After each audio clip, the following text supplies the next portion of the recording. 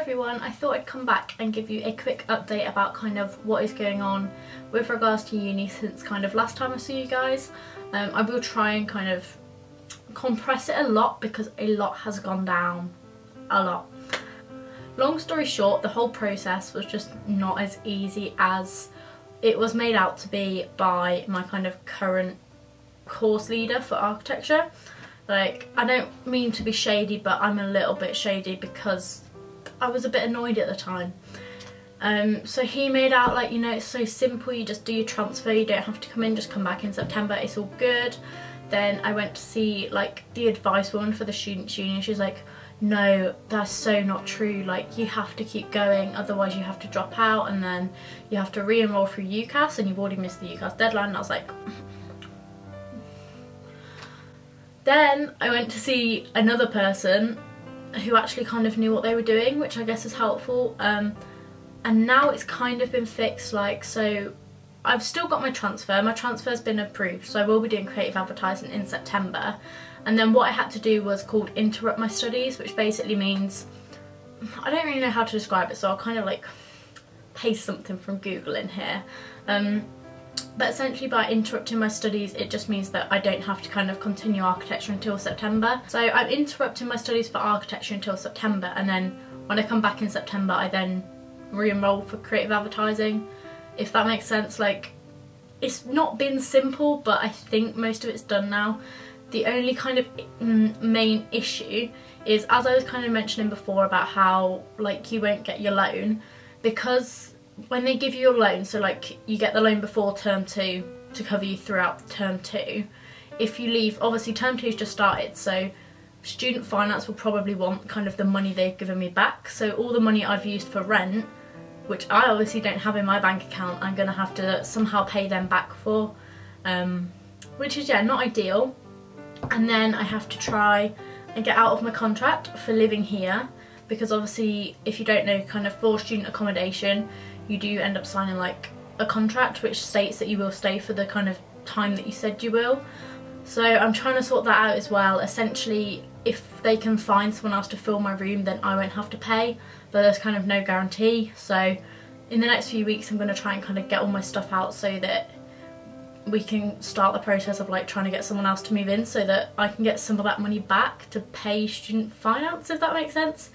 So yeah, it's all been a bit stressful, and I also thought I'd kind of throw into this video a little bit about kind of mental health in university, because I've never really addressed it on my YouTube channel or anywhere. I've addressed it once on Instagram for World Mental Health Day, which is literally it. So I thought I'd kind of mention it here because it might make a bit more sense, because some of you guys did seem a bit confused as to like why I was just suddenly dropping out, and what else? Oh yeah, a few like why did you even pick the course sort of things, which is like fair point, but I thought I'd kind of explain it a bit more.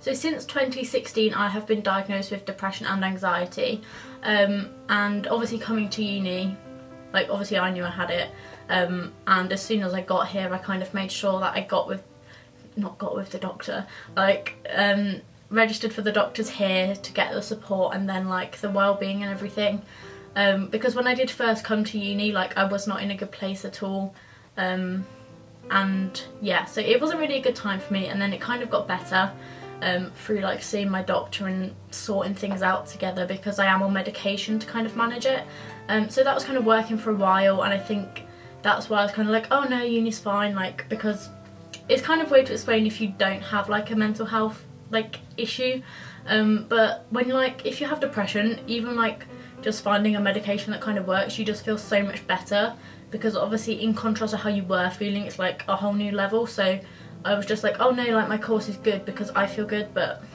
obviously that wasn't really what was going on, if that makes sense. So yeah, over like kind of the past few weeks, months, like it was getting worse again, and I didn't really twig until obviously I got to the point where I decided to change course that it could just be related to the fact that I'm not enjoying uni. And as I say, it's kind of hard to explain, but if you are someone with kind of like a mental health disorder or something like that, you're kind of a lot more sensitive to things. So like, whilst like kind of not really enjoying your course is kind of like something that a lot of people can just bear, like especially in my case, it was like unbearable. Like I didn't want to get out of bed, I didn't want to go, I didn't want to do the work, and it was just like really difficult for me. So that is also kind of the reason why, instead of just sticking it out until September, just so that I don't have all this faff about money and moving out and everything, I've decided to kind of make my life harder in a way, because I just know that I wouldn't be able to mentally manage carrying on a course that makes me feel so bad, if that makes sense. Like,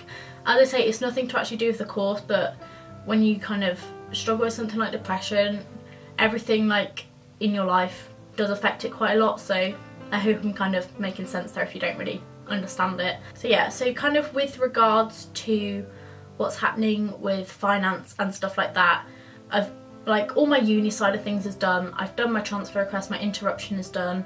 I just have to wait for student finance to get in contact with me to ask about like how much money they want and when they want it. So in the meantime, I need to kind of look for a full-time job, because obviously I haven't got like the £1.5 that they're going to want back. So yeah, also as the fact that I've interrupted or kind of withdrew from university till September is related to my mental health, it is classed as a disability in like the uni's eyes. So I'm trying to get like extenuating circumstances forms from the doctor so that I can send that to them, because then sometimes I'm a bit more flexible. Like, I don't, it's really hard to explain. So there's like a lot of stress going on, which is why I thought I'd make this video, because it helps me as well just kind of vent all my issues.